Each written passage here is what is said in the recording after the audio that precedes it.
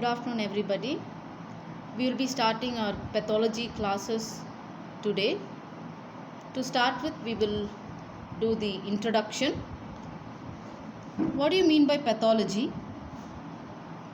We split it into pathos and logos.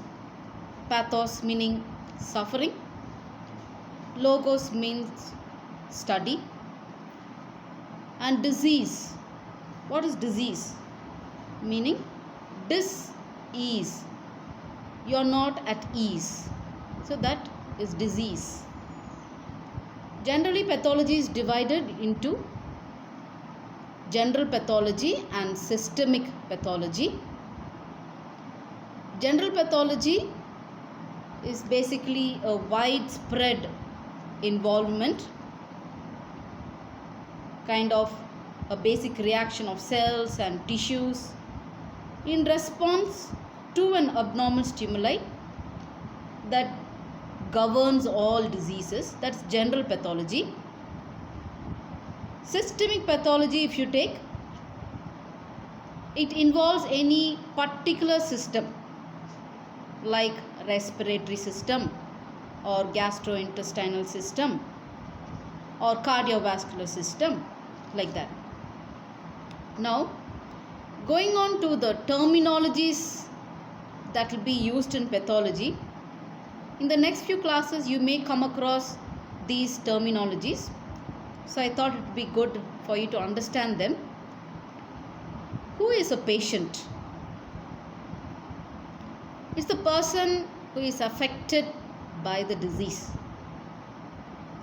What do you mean by a lesion?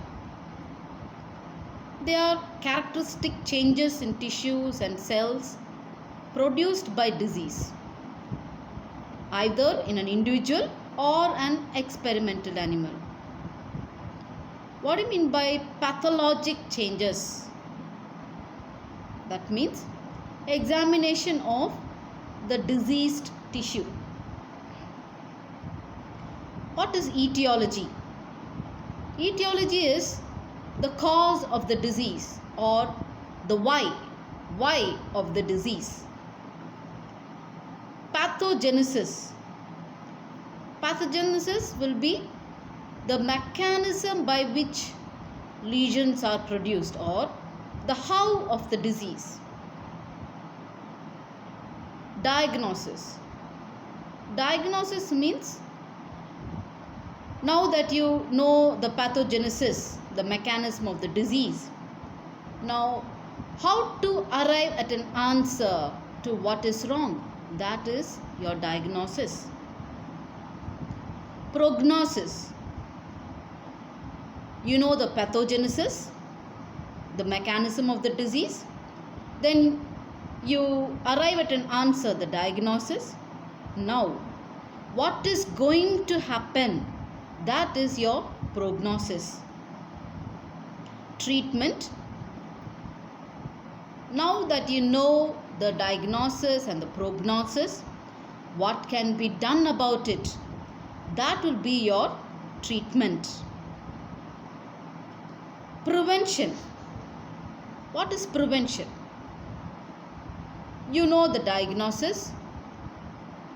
What should be done to avoid complication and spread? Or otherwise we say it as the what of the disease. Now, there are 4 aspects of the disease process. We shall look into it. The first thing is the etiology. I already told you what etiology, that's the cause of the disease. The second thing will be the pathogenesis, the mechanism, and then the morphological changes, meaning the structural changes in the cells or in the organs. For example, you know the cause of the disease and you know the mechanism of the disease. Now, what is happening to those cells or the organs that are involved in that pathogenesis? For example, a swelling in the ankle joint, So that is a morphological change. Finally, the fourth aspect of the disease process is functional change. That is, what is the clinical significance of this morphological change? I told you, for example, swelling in the ankle joint. So, what happens? For example, the patient cannot walk. So that is clinical significance. So I hope you got through it.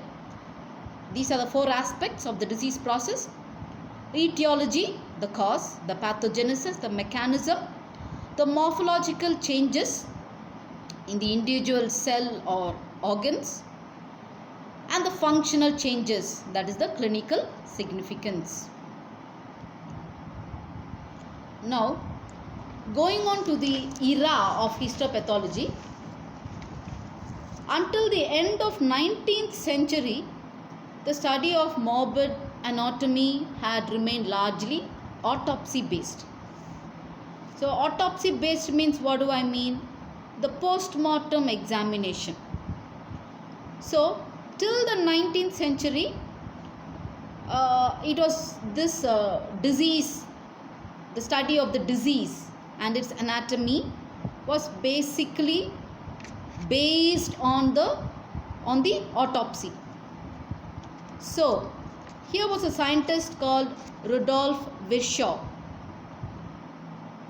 During the period of 1821 to 1905 in Germany, he was credited with beginning of microscopic examination of diseased tissue at a cellular level, and thus he began histopathology as a method of investigation.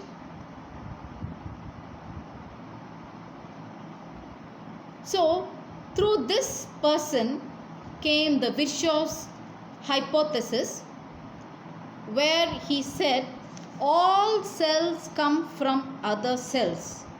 In a sense, cells form from the division of pre-existing cells.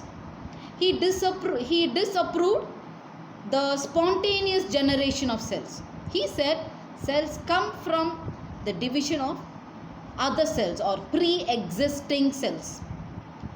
And then he said disease is an alteration of normal structure and function of these cells. So initially he was referred as the Pope in pathology in Europe, and later on he was called as the father of cellular pathology. Going on to the subdivisions of pathology, we have a lot of divisions. We shall look into it one by one. The first one is histopathology or anatomic pathology. What does it mean? The study includes structural changes observed by naked eyes. That is the gross or macroscopic, and changes detected by light and electron microscopy, that is microscopic. So gross changes can be observed by naked eyes, and microscopic changes can be detected by light and electron microscopy. So that is histopathology or anatomic pathology. Under histopathology, we have surgical pathology, forensic pathology, cytopathology. What is surgical pathology?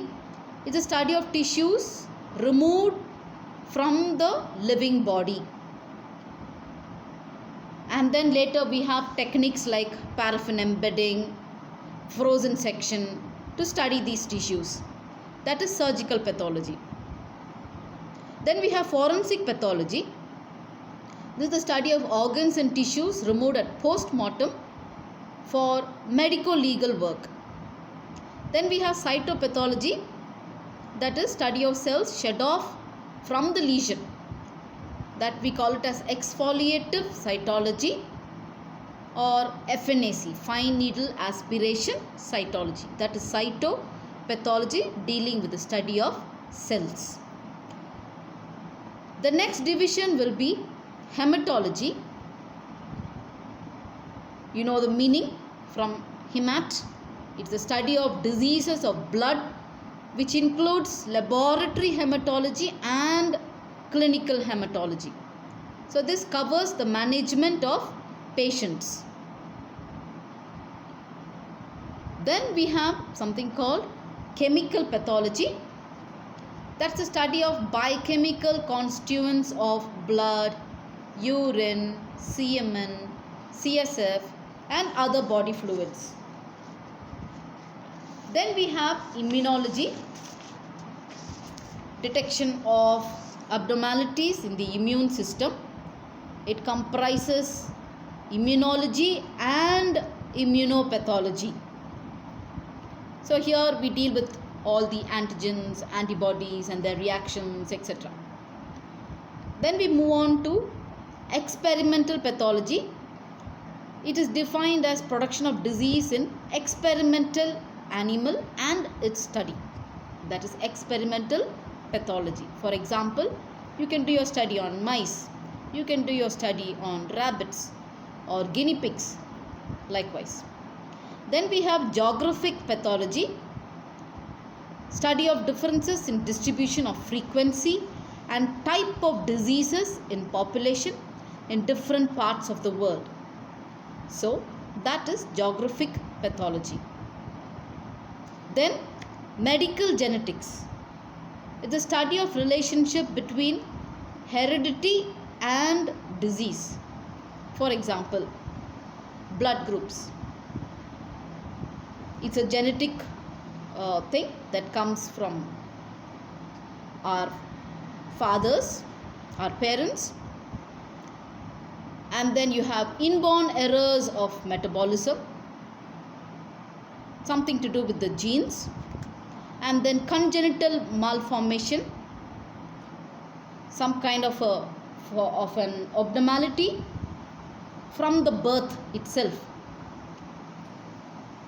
And then finally we have molecular pathology. It's the detection and diagnosis of abnormalities at the level of DNA of the cell. So these are the various divisions and subdivisions of pathology. I hope you understood this introduction. From next class onwards, we will be moving into further study in pathology. Thank you.